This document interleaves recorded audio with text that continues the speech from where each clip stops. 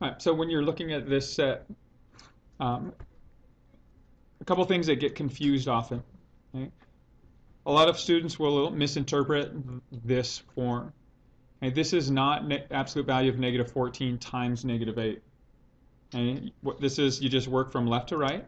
So if you're solving A in this example problem, the absolute value of negative 14 is 14 minus 8, and that gives you an overall sum of, or difference of 6. So that would be your solution. Okay, if we move on to B, okay, so B, in this case now, you are multiplying.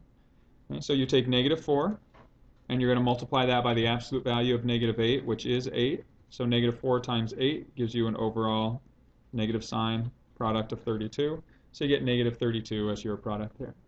Okay, be careful when you're working with those. Don't assume something is being multiplied when it's not. And be careful in looking those over.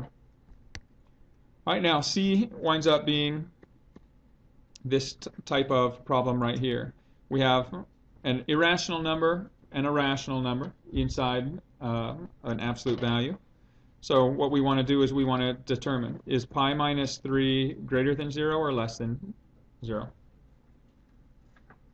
It is greater than or equal to 0, right? So we're going to use that top rule. So this top rule is you just write the number itself. So pi minus 3 is your solution. And then our final example here, D,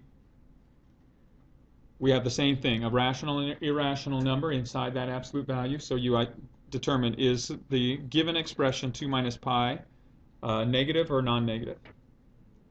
2 minus pi is going to be less than 0. It's a negative number. So now we're going to use this bottom rule. The bottom rule is just to change the sign of each of these terms. So the 2 becomes a negative 2, the negative pi becomes a positive pi, and that is your simplified form.